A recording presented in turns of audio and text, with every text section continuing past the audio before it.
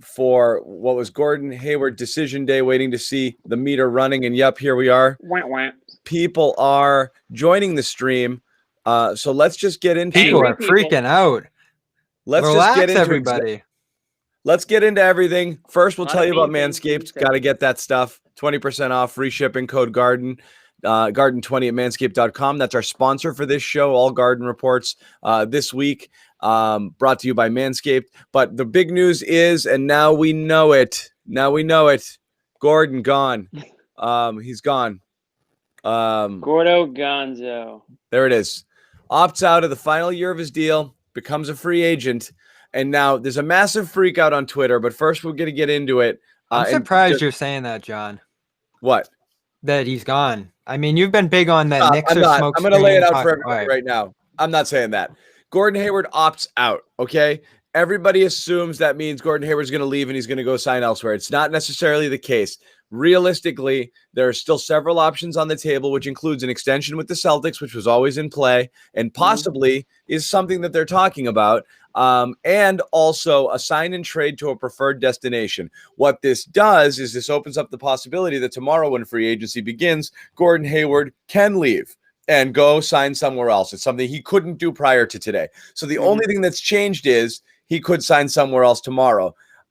If that was the case, or that was what he wanted to do, we've talked about this from the beginning. He could have opted out on Tuesday, not done an extension, known that he was going to sign in Atlanta or New York and been happy with that. Obviously, he wants something else, and that's either to have the Celtics come to the table with a better offer than they were offering to extend him, or to get a sign and trade to a preferred destination. So it appears options A and B for Hayward, if those in fact are the options, are still in play. I still think the distant option is the Knicks or Hawks, which if he wanted to, could have had it like that and didn't have to do any of this. And we've argued about it the last couple of days that I think a little of this is fabricated by the Hayward camp, throwing out these smoke signals here to get the Celtics a little bit panicky. It was Atlanta. And this is the latest in the line of that stuff.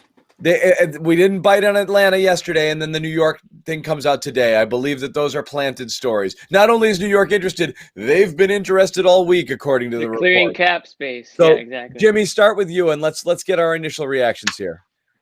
Well, initial reaction is just, I think, a little bit of disappointment, a little bit of frustration. I know a lot of Celtics fans and even a lot of my friends have texted me like, what the hell just happened? Like, what can we expect to see here? I think we still are almost just as clueless as we were yesterday with how this ends up because of all the situations you just mentioned, John. I mean, is there a benefit to re-signing Gordon Hayward and bringing back the band, so to speak? Yeah, I think there is, based on what we've seen when he is healthy. But if it's over here in Boston with Gordon Hayward and I haven't heard that and I don't know who has, then the Celtics are going to try to exhaust all their options. Now, I saw Mark Stein tweet that the Indiana Pacers were apparently talking about being involved via trade. So maybe that option is still there. But Gordon Hayward's, this is free agency. It's not his first free agency. He knows what to expect tomorrow when the clock hits. And I'm sure he'll take all the calls and his agent will take all the calls. And Danny Ainge will be very involved too with what's going on. Because, listen, the last thing you want is for the Celtics to end up with absolutely zero out of this. Just turns into a 3-year contract for Gordon Hayward, all 3 years of which were, essentially waste of season. I mean, the third year was the best year, but even injuries came into play there too. So, I mean, it amounted pretty tough. To nothing, because when you need it's to nothing, because he wasn't available at the end of the season, gotten them into the finals. Again, we're not going to blame people for injuries, but ultimately you got nothing out of Gordon Hayward. Nothing. If you leave. I mean, nothing. It's going to go down as one of the most failed. Nothing. You got nothing. Trades. I can't disagree with that more. The Celtics were the 4 seed in the East. No, we're not playing for that, Bobby. That's Loserville. You're playing for you're playing for division titles, Bob. Or are you playing for? People were talking about the Celtics not even making the playoffs last year. Loserville. Not playing for that. This was a super team, and super team. Do you remember the expectations going into last year? People were like, "Oh, maybe prior to that, 7 or 8 years." You remember a year prior to that? That's Kyrie and Hayward. That year was a loss. Be crazy, 2020 G. was. He was a ginormous reason the team was so successful. It doesn't matter if they were a tick, if they survived one extra round beyond what experts thought they were going to get this year. It's no expectations were much lower. Zero. You get zero out of Hayward. I just don't get what it is about this guy. I think it's the fact that he came in with these expectations that he was going to be the front man. The $34 million is attached to his name. What happened. It's a sunk cost, and he still finds a new role on this team and becomes great, becomes the biggest edge, and becomes the reason that they were a true championship contender last year. Yeah, it's Bobby, you can't. All those things are true, but also true. It just didn't go the way anybody wanted it to go. That's true, but it still went pretty good last year. It didn't go. But it could. But when it mattered most, did it go pretty good?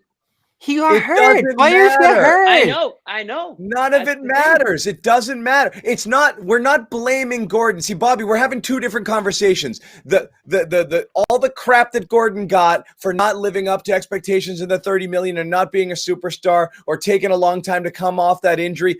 That's one bucket. The other bucket is at the end of the day, dollars to donuts. What you're left with is nothing. No money, no flexibility, nothing to show for it other than getting a little bit farther than people thought they were going to get last year. Big freaking deal, okay? It's not his fault he sprained his ankle at the end. And if he didn't, right now, we could be talking about the Celtics made it all the way to the finals. They didn't. So the end result of what you got, the net result off of Gordon is zero. Zero. If he leaves. If he leaves, and the only reason that'll be the case if he leaves is because the Celtics are making a ginormous mistake in not paying what I believe is one of the 30, 35 best players in the NBA. This guy is one of the best wings in the league when he's healthy, when he's rolling. He just had the most efficient. He just had the most efficient season a player's ever had at his usage rate. He's drilling threes for them. He's playmaking. This guy's invaluable. And if the Celtics look at this and don't pay his market price, what are you doing? People should be mad at the Celtics right now. What did we say about Al Horford last year? Okay, here's the irony of this whole thing. Okay, Danny Ainge, we're killing Hayward for not living up to his $30 million salary, and now we're going to kill Danny for not paying him $30 million more. I mean, which way is it here? We've got to figure out what it is we think of Gordon Hayward. Are you giving him $30-something million a year for the next 4 years, guaranteed at 31 years old, when he hasn't stayed healthy once? If you do that now, Bobby, that 2 years from now, we could be looking and saying, what the hell was Ainge doing here? Well, what are we looking at now? You got to take losses. And the loss you got to take with Hayward here is you got to trade him for cents on the dollar. You sign and trade to his preferred destination. Doesn't matter that we hate Miles Turner. I don't. And you just live with him. You live with less. You took a loss. So be it. I'm down for that situation here, but if we're going in the direction of just losing outright or getting a trade player exception back, this is a disaster. And we're looking at 2 prime years of Jason Tatum, Jaylen Brown. At the very least, I would say just lost. And that's a disaster. You had a situation here where you had 4 all-star players together, a core ready to win a championship now, and it doesn't feel like they're prioritizing this moment. So like you can do your plan, John. Yeah, you can move on. You move on. You cut your losses at this point. But guess what you're risking? You don't cut your losses by overpaying him because you think you're desperate, because you're trying to hang on for one more year of Tatum and Brown. You cut your losses. You make a sign and trade. You go get somebody you don't love, so you don't leave with zero, because that's what they have if he walks. Zero. So I agree with that. Trade and move on with it. I agree with that. I think your first priority is to try to get a deal done. Look at Al Horford 1 year into it. Oh, geez, we couldn't have paid Horford that. And Hayward are two much different players. I know, but he's gone. I mean, 1 year later, the team that signed him to that deal that the Celtics wouldn't sign him to was like, holy shit, I got to get rid of this guy. So, I mean, this is the risk by overpaying. You have to stick to your guns and pay people what you think they're worth, not get desperate. All right, oh, my. the Celtics didn't do that with Horford. They rallied at the last second and try to make every move possible to pay him, keep him, and match that Philadelphia offer. So that's not what they're doing here. I still believe they're trying to keep Hayward. It's just, what's the dollar price going to be? He's using leverage, as you say, with legitimate interest from the Knicks and Hawks. The Celtics are trying to keep this at a fair price because they want him, but not at something like 130 million like with the Horford situation. And then there's other teams out here that want him, but also are trying to limit that price tag. And I'm not comparing the players. I'm comparing the situation, which is the Celtics have assigned a value to Hayward, and that's what it is. And they assigned a value to Horford, and that's what worked for them. It's not the same player, and the people on the stream here who can't understand a nuanced argument, that's not what it is. What I'm saying is you're not going to all of a sudden think, this is what he's worth to me, and then double that because you're desperate. If it gets to that, you have no choice but to sign and trade, and that's what it is. What we're saying is if they let him walk because Danny won't take a loss on a deal, that's where they're gonna. That's the big mistake. And they're not going to do that. At the very least, they are going to get an exception here. He is not going to leave for nothing. And the reason is because the Knicks, Hawks, they can, rather than having the same salary every year, front load this a little bit where they're going to be taking player reductions and leave less money on the back end of this deal. So there is a minor incentive for the Hawks, Knicks, teams that he can go to outright to do a sign and trade for a player exception at the very least. Now, oh my God! Again, I think Jimmy died. I'm not gonna be thrilled if it's just an exception. Like, you know, the exception sucks. $9-10 million sucks. Yeah. Okay. What's the price? What Bobby? What's a price that works for you if the Celtics are gonna re-sign Hayward? What's a number? I've said from the very beginning they should sign him to a 3-year, $70 million deal. Okay, Hayward. We just went over this. Hayward is far better player than Al Horford, younger, more important, different market, more though. versatile. And Al wouldn't take that. So you think Hayward is 3 years younger? He's going to take that deal? So that's not what he's looking for. Now we're on opposite sides, John. I don't think the Hawks and Knicks are going 130. This is the pandemic. This is BRI's down 30%. There's real money at play here. I mean, James Dolan's probably losing money out of the pockets right now. He's not giving 130 to Hayward. We're talking about somewhere between 60 and 80 million dollars here. We're cutting hairs. Like this isn't going to keep skyrocketing to the highest level. And you know why we're pushing this back 2 days now? Because there's not a deal there that Hayward likes. He's still searching on three different fronts. Yes. He's still searching on three different fronts. I do not believe we are in agreement on that, Bobby. I think Atlanta and New York is bullshit smokescreen floated by the Hayward camp. If he wanted it, he would have opted out if the money was there and the destination was there. I think they're legit suitors. He's trying to juke his way to a preferred destination or get the Celtics to re-up. And so he's using his leverage here. So he should. I'm a little different than that. I think they're legitimate suitors, but they have a maximum price they're willing to go to. It's probably above Boston's right now, but I don't think it's a point Boston can't get over. What have we learned about free agency, Bobby? Okay, it's for real though. I mean, this is the thing. Everybody has, again, I'm going to use the Al Horford comp. Everybody has a dollar value of what they think some team would want to pay somebody, and it's always way higher than that. Okay, always.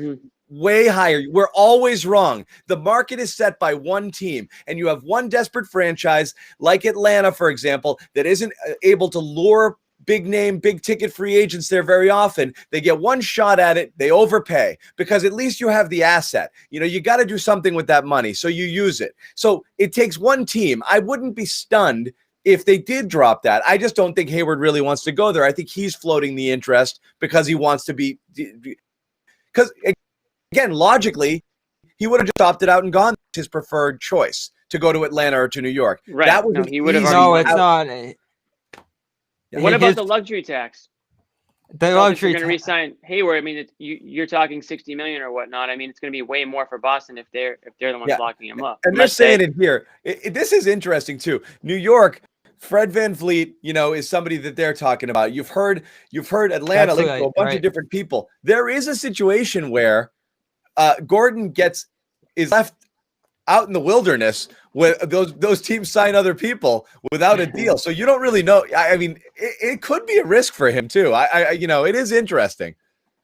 I mean, you're talking about, Bob, you're talking about COVID and all that stuff. I mean, teams are even less wanting to go into that luxury tax scenario right now because of the income that they're not making typically. I mean, so I think that is part of the Celtics thinking too here.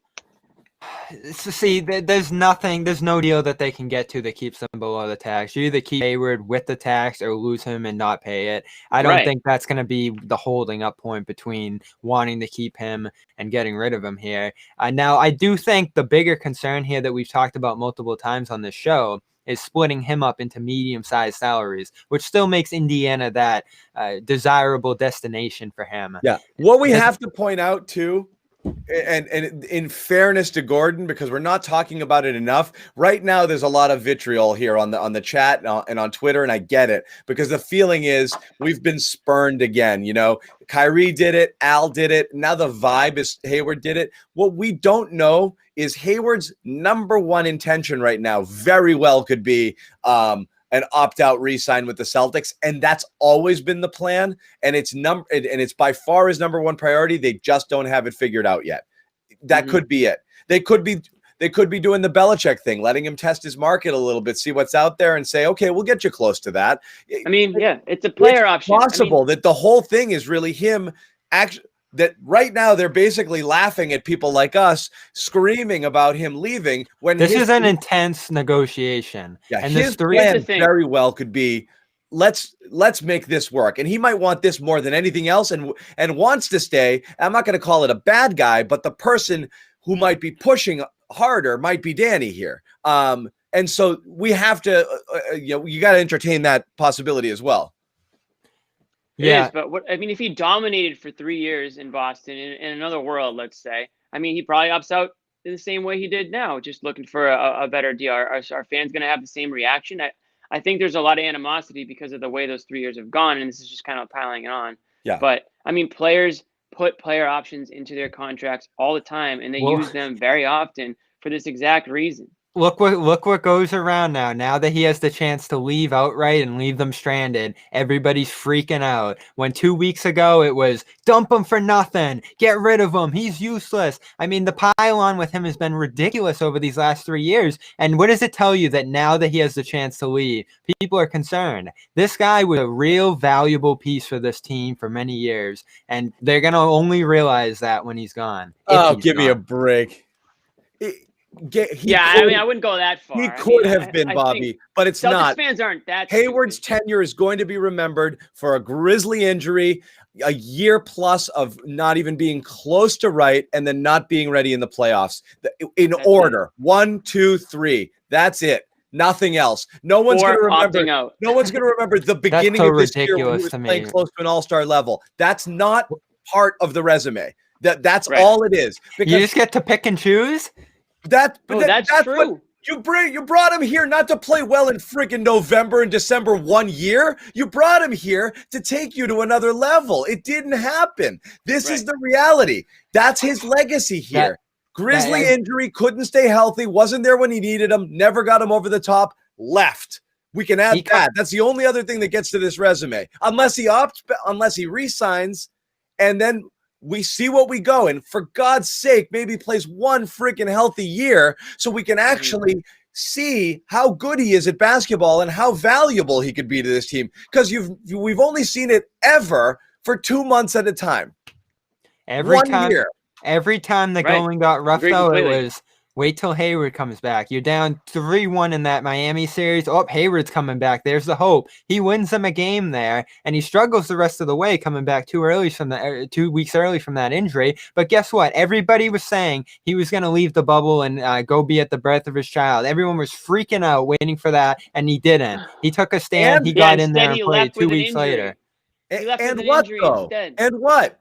That's commendable. It doesn't change his. It doesn't change his story here, which was it's not whether personal. It's not his. You go ahead, Jimmy. No, it's nothing personal. That's just how it worked. It ended up. It's shitty for him. It's shitty for the Celtics. It's shitty for Celtics fans. But Bobby, you have to understand people aren't breaking down the game film and seeing what Gordon Hayward did well when he was healthy. I mean, that's something that like you're capable of doing, and a lot of basketball journalists are capable of doing. But like the average fan, they want to know, what have you done for me lately? Why aren't you out there playing? The best ability is availability, all those things. But what about the possibility of him being healthy going forward? That would be great. And now the question is, that is a possibility, I guess. If we knew numbers, we could make this argument right now. I could put it out a hypothetical here. If it's 3-75 and the Celtics are balking at that, I think that would be a mistake. If Hayward's looking for 4 and 120, you've got to discuss. I think we'll all know something. I think he must know something.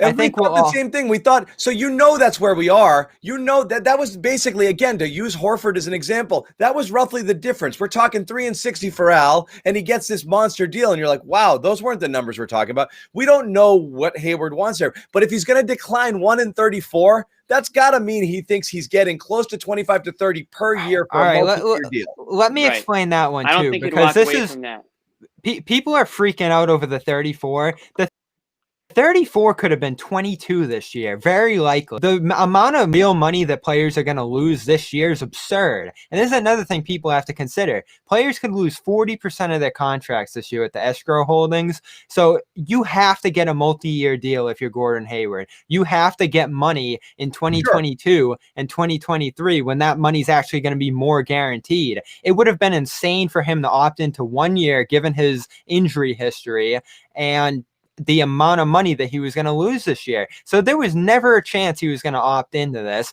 not to mention the fact that they could have just dealed him anywhere as a great expiring contract if he did that. There is a chance you opt into it if you don't think there is a chance, Bobby, he could have opted in. But ultimately, we understand what he's looking for. Yeah, we know what he's looking for. Security. You think a guy like that wants to play on a 1 year deal with his injury history? I mean, of all guys. All right. No one cares about Hayward anymore. We're going to talk about Enes Kanter the rest of the way. Hey, I have some big Celtics news here that just came across Twitter if you guys want to hear it. Yeah. Celtics have extended qualifying offers to Taco Fall and Bobby's guy, Tremont Waters. Oh, so how about this one? This is an interesting one on the Hayward front. The Celtics declined to make Brad Wanamaker a restricted free agency. That seemed obvious to me after they after they took 2 players yesterday, including a guard. I mean, it's a numbers game. There's still talk they bring him back for less. I hope so, because if you're just letting him walk without even say they lose Hayward outright, like we talked about here. That's what they're talking about, bringing him back. Yeah, when you want Wanamaker back, but if he's an unrestricted free agent now, there's real interest in Wanamaker around the league, I would say. Oh yeah. We got what league? He had a good year. Oh yeah, and he well, no, never mind. Overseas isn't really an option this year. We got that. We got Kanter also. There's a rumor that he's involved in the Portland deal. So we'll see about that. There's another rumor today going back to Hayward. The Knicks have been interested all week. Other rumor, Indiana very much alive for Hayward. So we're still hearing stuff. I haven't been on the Twitter machine in a little while, guys. Anything new coming across here? No, things are dead quiet. And this is the other thing. Just a lot of Gordon Hayward slander. The Twitter just freaked out when that news came across. So this is the other big difference between the Horford situation. If I remember this correctly, didn't Philadelphia rise as a suitor pretty quickly after he declined that option? And Horford came out of nowhere. It came out and it was done. Yeah. So you don't quite have that here. There's a lot of smoke and noise and stuff gets into the media, like you said, John, because of leverage points. And you have 3 sides talking leverage here. The Celtics, those teams that don't want Hayward to go through the roof. And don't forget these sign and trade partners. A sign and trade does have to be 3 years. Want to keep the price low there as much as they can. So if there was a obvious outcome to this, things would be a little more quiet, but instead you're just hearing about all this different stuff. Which is funny is I go back to the notion that I think still possibly option A is still trying to work out the extension. And this, in fact, is as simple as they're like, well, opt out and we'll just keep going here, So they because that's the easiest way to go. That's the easiest way to go. It's definitely the only option at this point, since he wasn't, what's funny is, and here's what I find interesting. Why was it for so long why was it considered by everybody that the smart money was on Hayward opting in, to the point that we're like, well, duh, that's what he's going to do. And then it changed immediately to, there's no freaking way he would opt in. Why would he do that? Like, it was all season long, everybody. And again, I know COVID changed things, but like, even in the months leading up to it, it was like, well, you have the Hayward thing, but he's obviously going to opt in. What changed there, Bobby? I think a number of different things. People just not think it through. They're like, 34 is a big number, so he's going to take it. I think that was part of it. I think he had a good season leading up to the injury. So I think people maybe before that said, oh, well, he's going to take that deal because there's, a lot of uncertainty and he may not get anything close to that at this rate. And then the way things played out, and I think a lot of things we didn't realize, the business side of the NBA, contracts and taxes and all this stuff, and which teams are going to be available for, and who's going to have interest. We didn't really think about all that. The luxury tax is real, and I don't know that Celtics numbers until you see what they signed for. But we were talking about this right before we began the stream, and anybody out there who saw the news, Kelly Oubre was traded to Golden State. Okay, Golden State prior to the deal was $66 million in the hole on the luxury tax. Okay, Oubre makes $14 million a year. Oubre is going to add $68 million more to Golden State's and luxury repeater tax. They are too. essentially paying Kelly Oubre $80 million this year. That's how punitive the tax is when you're up in those stratospheric numbers. And again, they make enough here. And there are some teams that don't give a crap about it, but Kelly Oubre basically is costing Golden State $80 freaking million this year. The Warriors tax and a half. The Warriors are so intriguing because Biden's tax was bad. They built they built a stadium where you had to pay a $50,000 tax to get on the season ticket list, just to own those seats, and then you have to pay the season ticket price after. So that's San Francisco economics out there. The repeater tax is a killer too. They're in the repeater tax out there. It's absurd what the Warriors are doing here to try to keep this dynasty alive. But the Celtics aren't in that repeater tax range yet. It's something to consider going forward. But hopefully the NBA too will be considering the cost of this luxury tax thing. They kept it this year. I think they give a little more relief if things stay tough in coming seasons to teams. I got a comment from a fellow Greek, a fellow Yanni on the board here, that maybe what Hayward's doing right now is he's just writing his article for The Athletic, thanking Boston before he it's just it's not the ink's not dry yet on that. Yeah. Why I'm moving to Madison Square Garden. Thanks, guys. Robin hates you. Yeah, I'll say this. Go ahead. Bobby, hear me on this one. Gordon Hayward role with the Celtics. You know that Jaylen Brown and Jason Tatum are going to take an increased role. You know that, if Kemba Walker if he's not going anywhere, he's got the ball a lot. He's taking a lot of shots. It gets to the point where Gordon Hayward is most likely going to be your fourth option at best next season. At what point do you say this guy's as a fourth option, we can't pay this guy this much money if we want to, shore up our bench, or if we want to spend money elsewhere or focus on guys like Tatum in the future? Is he essentially, I know he's not a role player, but is he trending in that direction on this team? And is that part of the reason why the Celtics might be hesitant to re-sign him at $25, $30+ million a year? And then you turn into like the Detroit Pistons, where you're paying an absorbent amount of money for just a bunch of role players. See, the role player thing gets tough because it insinuates that he's a minimal part of the team. But your guy who's gluing the bench together, who's meshing a lot of your star players together, as you saw with Andre Iguodala, is as important as anybody else on the roster. And you saw that against... Iguodala's not making that money, though. He was making significant money in Golden State. Percentage-wise of the cap, though. Yeah, and Golden State was deeper. It's different situations, but the problem is for the Celtics, they're not deep. So why are we freaking out if he leaves? You got nothing left after him. You have nothing. Well, let's look at this. Let's also not forget let's look at it another way. John. Gordon Hayward also left the Jazz, and they did pretty well for themselves pretty shortly after Gordon Hayward left. But Gordon Hayward was a much bigger part of that. Absolute one-in-a-decade home run. And so did the Celtics and Jason Tatum. I'm saying they hit it at 13. They hit it at Aaron Naismith. Huh? Don't maybe Aaron Naismith becomes that guy. But the Celtics have they hit Celtics it at a too. spot you don't expect to. That was an unbelievable turnaround when you literally were like, holy shit, this guy we picked up at 13 is literally one of the top 20 players in the NBA. You know, they like got that doesn't excellent. happen. They got excellent karma. So I'm not married to bringing Hayward back, as you speak about, Jimmy. If you do a trade here, that's good. That's quality. I like the Indiana idea.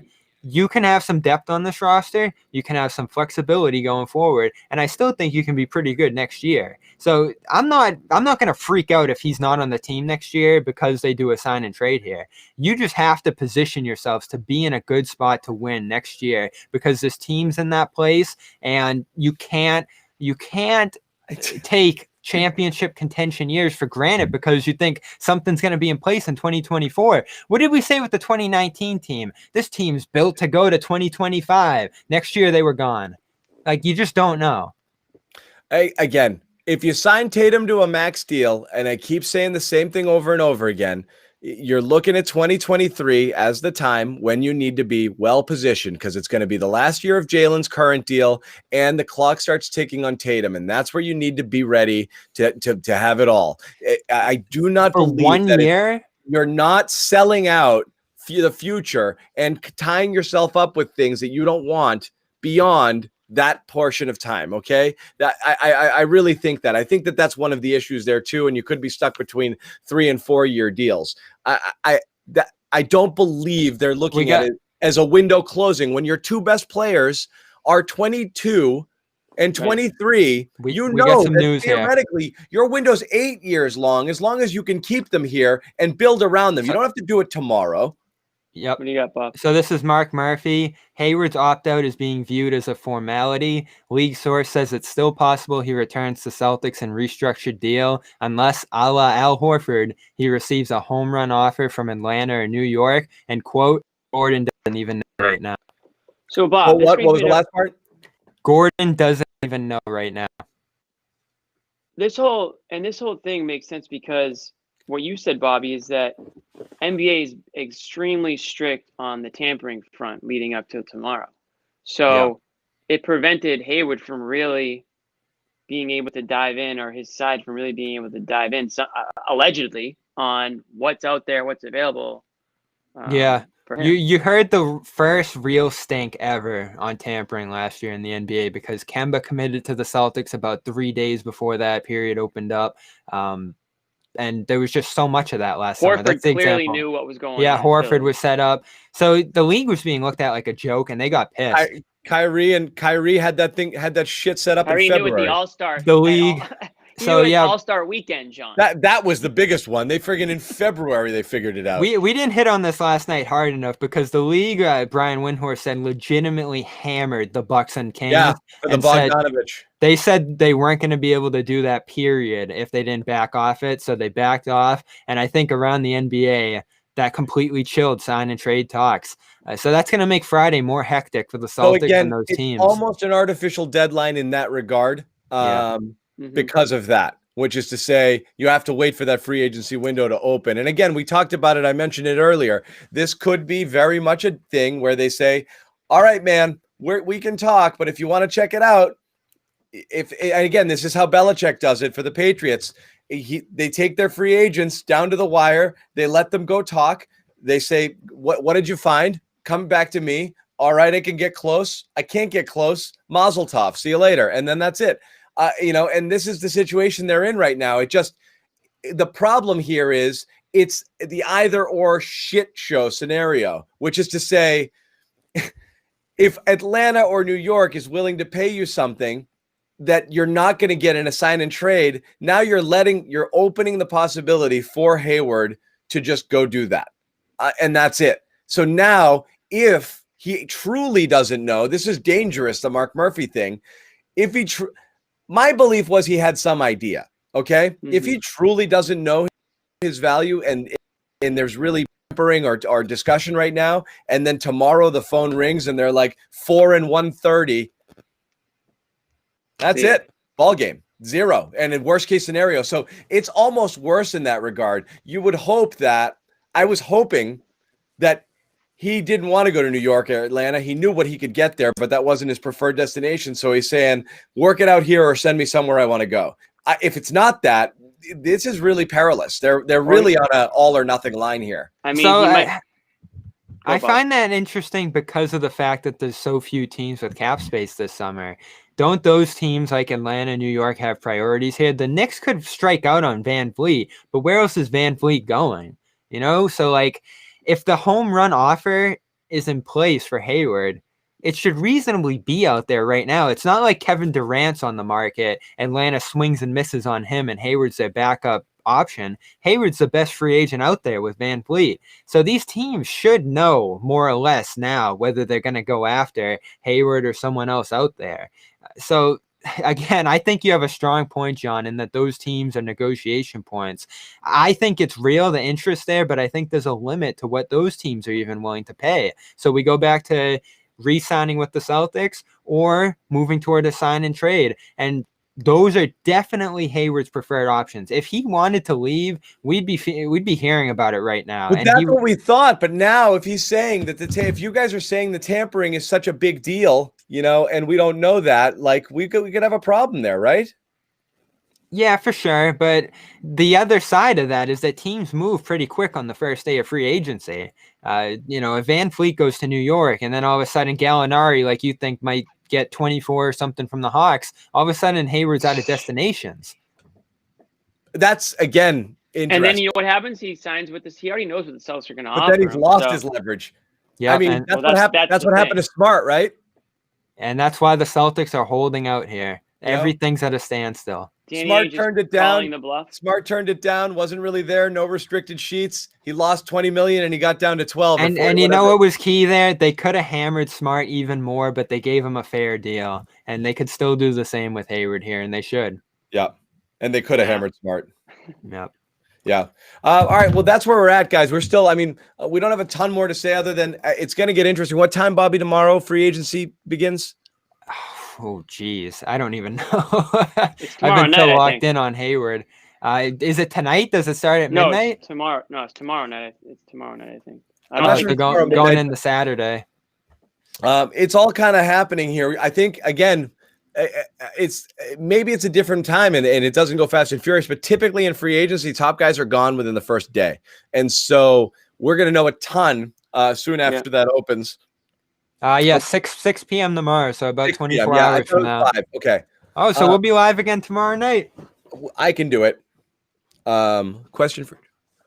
Are we doing a show after every game? Julian asks. We are going to do some sort of show. Yes. We're going to try to do post game. Don't jump ahead, Julian. We got a long ways to go before. Actually, it's in 34 days, Jimmy. Believe it or not.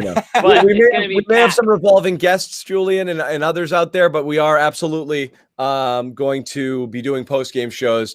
Hopefully, split from here in the Garden. We'll hopefully have some people down at the Garden. And some people here, or remotely. Again, hopefully at our studios. Right now, everybody's in their homes, but we do have a studio set up. We'd love to be able to be out there in the world, doing this thing, and then out there at the Garden, the way we normally are. Jimmy, we haven't been there since February. But yeah, and Julian, thank you very much for saying that. We'd love to. We're going to do something for sure throughout the course of the year with Bobby, Joe Sway, a whole cast of characters. It's going to be great. Anyway, new sub. Thank you, Craig. Anybody out there who hasn't already, and if you are enjoying this, and we've loved it the last few days having people out here, if you can subscribe to the channel, you're going to get notifications when we go live. We'll do it again tomorrow at free agency, any major news, and then certainly during the season, post game and things like that. So absolutely, we will be doing that as well. Let's put a bow on this, guys. We got news to put a bow on this. You guys are going to love this one. Semi Ojeleye is back. His option has been accepted. For $1.75 million. Okay. All right. Bring the band back. Well, he might be starting. He might be starting at this rate. That's your start. So for all you who want to dump Gordon Hayward, get ready to hear number 37 called in the starting lineup next year. If not, you want a sleeper? You want a sleeper for Hayward? Who's that? Toronto. Don't think Bobby's Once, second home. once Van Vliet goes, I'll go with him. Bobby, it's a trade. That would be something. I don't know if that. I mean, I don't know, but that would definitely be something for sure. I mean, As long as the Giannis possibility is there, Toronto's staying flexible. They could keep Van Fleet if they don't believe in that, though. I can't do Semi. I used to love Semi. I don't know what happened. 3-and-D guy. He was so good in college. I don't know what it is. He doesn't even resemble the player he was in college. He was so much more fluid and athletic. He's so stiff as a pro. I think he's honestly too jacked. He could jump to the gym. He was much better, and he was agile. He could go to the hole. He could finish around the rim. It seems like he can. He doesn't use any of his leaping ability and athletic ability. All he's been doing is curls, John. All you do is angry weightlifting. My favorite thing during the Kyrie disaster of a year was after a shit loss, all you'd hear when we'd be in the locker room was Semi Ojeleye just slamming weights next door. Angrily lifting because he'd never play, so we'd go get all of his friggin' energy and anger out after the game, and we would just hear ka-chung, just stuff just slamming into the ground. Oh man, I'm disappointed for him. I felt like he could go to a different team and maybe get into a bigger role and actually fulfill some of his promise. It doesn't look like it's going to happen in Boston. Agree. Semi is better than Yabusele. That is true. We will never speak by default. We will never speak of him again. Hey, never forget the time we used him as the Giannis stopper in that 2018 series. Yeah. That was something. Pig dog. Yeah. Anyway. Just filling on a roster spot. spot. we don't have enough guys to fill out roster spots. Thank God. Thank God he could fill that role. Oh, that would be something. So Darwin here. I don't think Gordon's going to go play with Kyrie. So this is where we're at. Do they even have a roster spot to re-sign Hayward? Cantor opts in. Semi's here. I guess Wanamaker's slot is open, but we're talking about one roster spot open right now. Well, you got to assume they don't need to. You assume Kanter or Poirier is being kicked over somewhere, and there was word that both of these guys last night. Keith Smith said Poirier was part of that deal to Memphis when they kicked the 30th pick out. And then I heard today that Kanter might have been part of that. So that's interesting as well. But yeah, the Semi thing is surprising. I'm trying to do the roster math here. I didn't expect that. There's about 19 or 20 players with like 2 roster spots open here since Hayward opted out. There's a lot to work with here. And that kind of raises your antenna too. Like, are they just keeping guys in place in case of a trade here? It's an interesting move on It is possible. You might need bodies and salaries and things to put together. I think Danny did that in past seasons too. No one knows what's gonna. This is another example that no one knows what's gonna happen. You need some salary filler. I mean, it's not like Semi's making a lot. Didn't they pretty much pick up Yahoo's third-year option just basically because he needed the salary filler? I mean, there's certainly no reason to pick up that option for any. Let me ask you this question. Who in the friggin' world benefits from this ridiculous math you have to do to make trades in the NBA? Wouldn't life be so much freaking easier if you just let people trade? Who cares?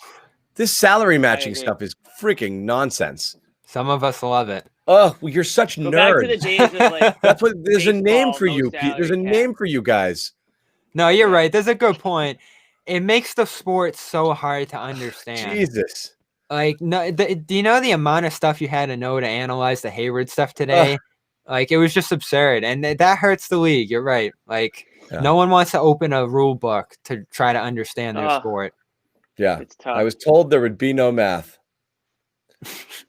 How are Jimmy's handles? I would say strong to quite strong. You know who's got some wiggle? Joe Sway. Yes. No, I'll take Joe Sway one-on-one any day of the week. We'll film that live. Yeah. Joe Sway has shedded some weight.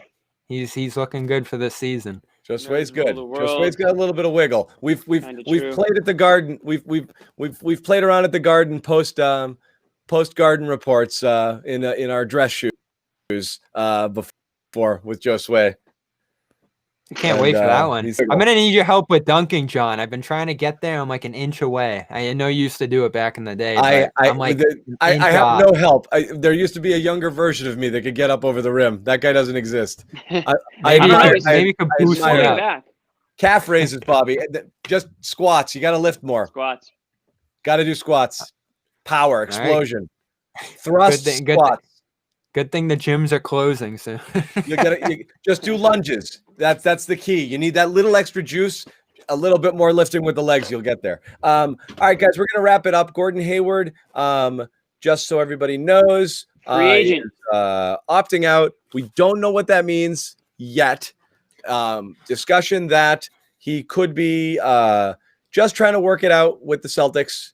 And if that's the case, we could have a resolution soon. However, again, a Mark Murphy report very recently in the Herald, and Murphy definitely knows some people on the Celtics side of things. Gordon doesn't know his market yet. Free agency begins on Saturday. He could easily, thanks, Quinter. New sub, awesome. He could easily be overwhelmed by a deal a la Al Horford. Again, this is a very similar situation to the Horford deal. Very, very, very similar.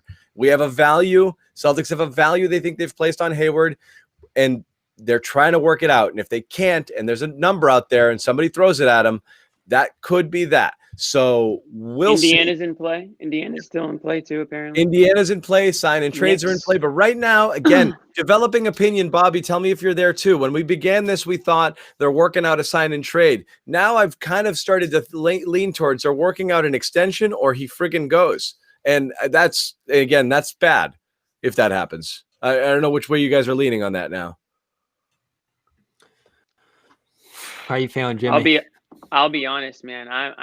I've flip-flopped 40 different times on this. I don't know what they're thinking. I mean, it doesn't seem like anyone does. I mean, this is one of the rare instances where even like the big B reporters haven't really, no one's really had a clue, which is baffling to me, which tells me that the Celtics are just, I think there's a bit of a standstill. I honestly think it's hard to even say who has like the upper hand right now. Is it Gordon Hayward or is it Celtics? I don't think we find out until free agency starts at this point, because one of the reasons we're hearing is Gordon Hayward's not quite sure what offers are out there. But I think ideally Gordon Hayward would go to a team like Indiana and the Celtics would be able to sign and trade him and get somebody of value back. I think if it's just an exception, that's kind of a whiff.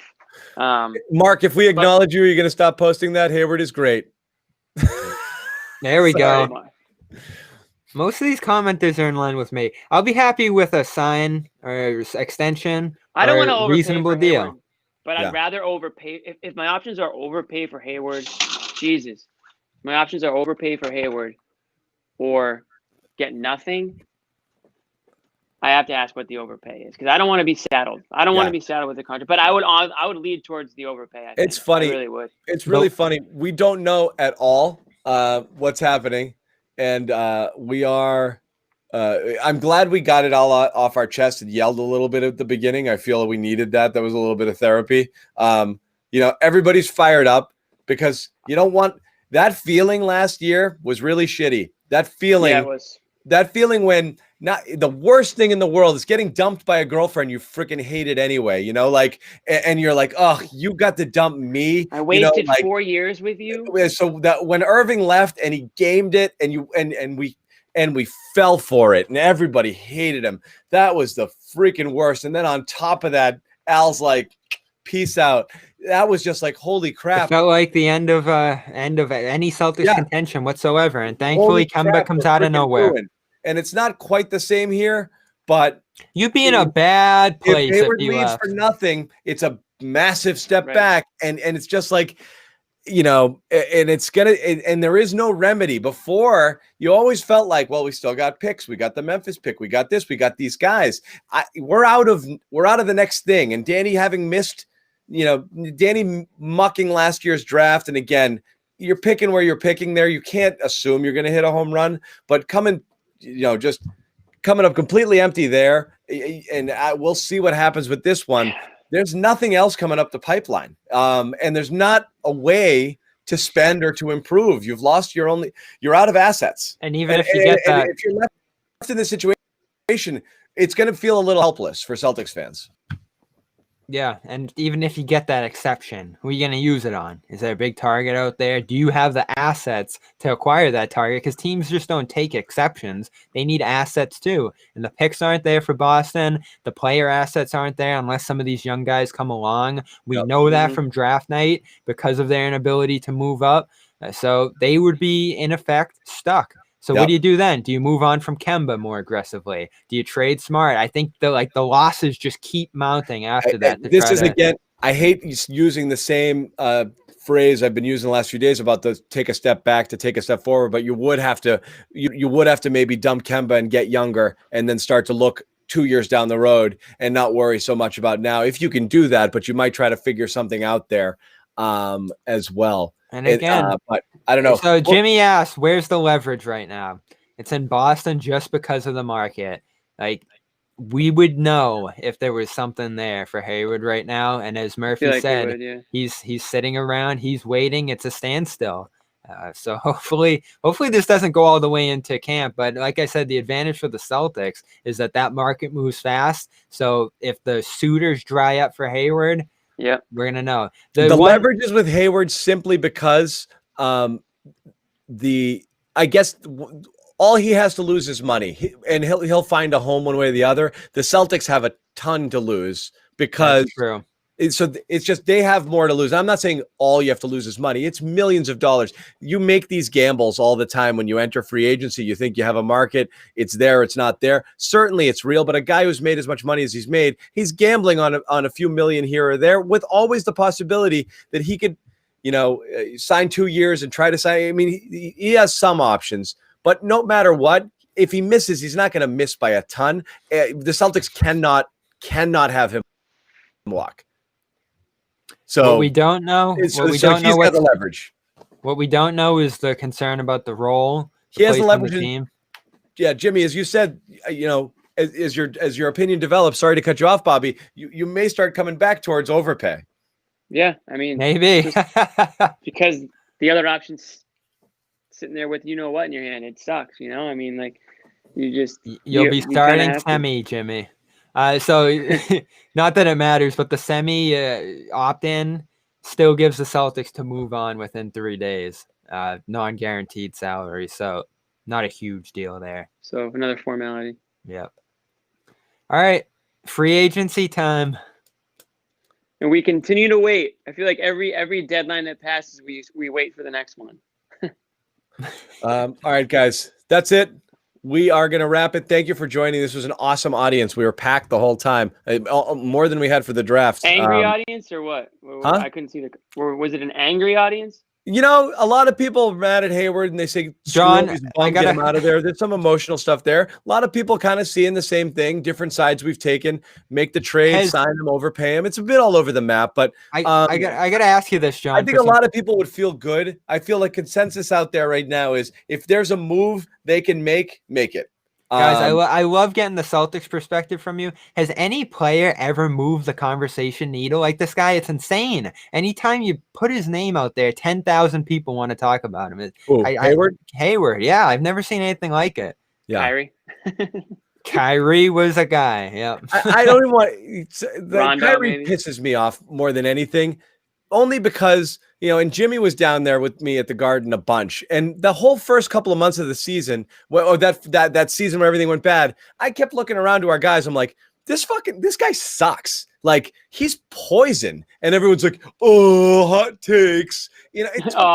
Don't get me started. It took people so long to see it. He was just doing it. And then he'd make these comments and we'd be like, Jesus, what a jerk. He just threw the whole team under the bus. No, he didn't. It was actually thoughtful. And he's not wrong. And I was just like, what's so interesting with me? It took people forever to get there on him. Then, John, the worst thing too is like they'd lose 6 games in a row and like Kyrie would say something awful and then they'd win a game.